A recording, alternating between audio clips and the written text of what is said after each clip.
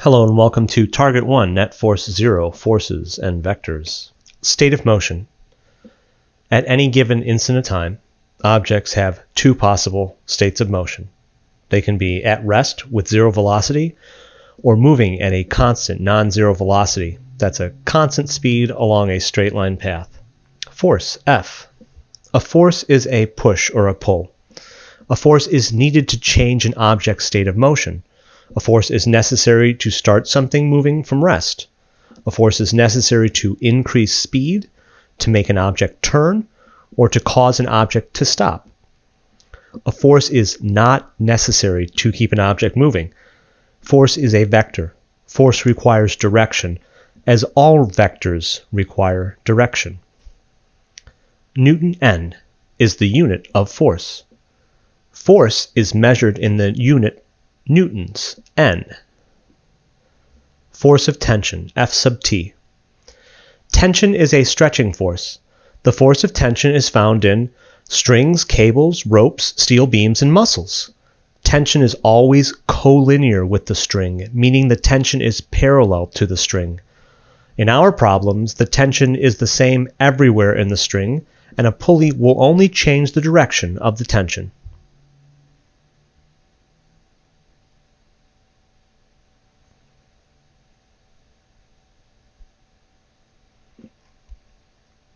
Force of friction, F sub F.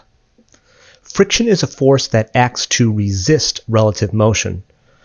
Friction comes from two surfaces in contact. All friction is parallel to the surface the object is sliding on and opposite the direction of motion. Net force, sigma F. Net force is the combination of all forces acting on an object. The net force on an object changes its motion. The net force depends on the magnitudes and directions of all forces acting on an object. Magnitude. Magnitude means the size or amount with appropriate units. The connection between balanced forces, net force 0, and moving at a constant velocity or at rest. When the forces on an object are perfectly balanced, the net force on the object is 0. Net force equals 0. The object has a constant motion of either at rest or moving uniformly along a straight line path at constant velocity. Vectors, magnitude and direction. Each force in a diagram is represented by an arrow. Each arrow is scaled to represent the magnitude, size, and direction of the force, and is called a vector. Any quantity that needs both magnitude and direction for a complete description is a vector quantity. Adding vectors, tip to tail, resultant. When two or more vectors are added together, the total is the resultant. To illustrate added vectors, draw forces tip to tail. Connect the tip of one arrow to the tail of the next arrow. To illustrate added vectors, draw forces tip to tail. Connect the tip of one arrow to the tail of the next arrow. Sign. Positive/negative means direction. What sign will be used when the force is directed right? Positive. What sign will be used when the force is directed left? Negative. Maximum and minimum net force possible for two forces. Consider two forces, one having a magnitude of 20 newtons and the other a magnitude of 12 newtons. What is the maximum net force possible for these two forces? Also, what's the minimum net force possible for these two forces? Let's draw two arrows, labeling the longer one 20 newtons to the right and the other one 12 newtons to the right. Maximum force possible. The maximum net force possible is when both forces are pointing in the same direction and working together.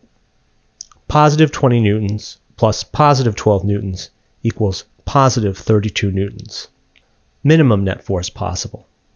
The minimum net force possible is when both forces are pointing in the opposite direction and working against each other. Net force is not always zero.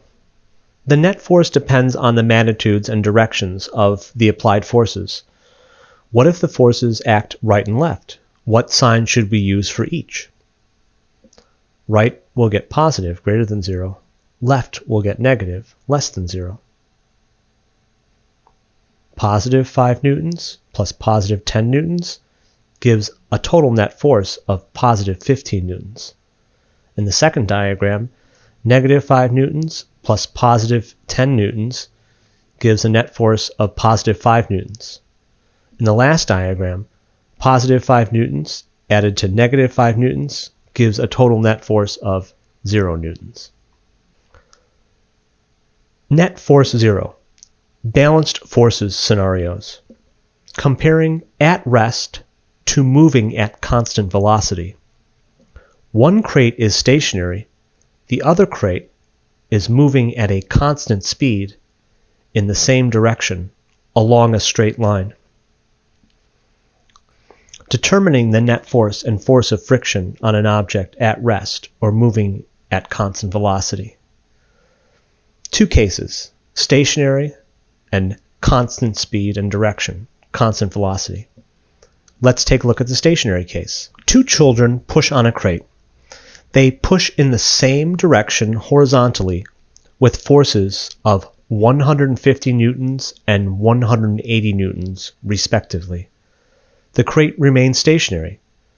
What is the net force acting on the crate? How do you know? The net force equals 0 newtons because we're stationary. What is the force of friction, F, between the crate and the floor? Well, since the net force is 0, that means the positive push of 150 newtons plus the positive push of 180 newtons forward is going to cancel with the force of friction, F, to give us 0. If we solve for F, we see that F equals negative 330 newtons. Let's compare this to the case where we have constant speed and direction, something that we call constant velocity. Two children push on a crate. They push in the same direction horizontally with forces of 150 newtons and 180 newtons respectively. The crate slides at a constant speed. What is the net force acting on the crate? How do you know? The net force acting on the crate is 0 newtons because the object is traveling at a constant speed.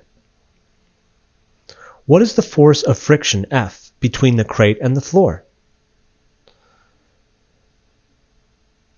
The net force is equal to 0 since we're moving at constant speed, which means that the two pushes of 150 and 180 newtons have to cancel perfectly with the force of friction. If we solve for the force of friction, because we started with the same numbers, we end up with the same answer. The force of friction is the same as in the stationary case, meaning whether we're at rest or moving with constant velocity, the net force on us is 0, and we can solve for the force of friction this way.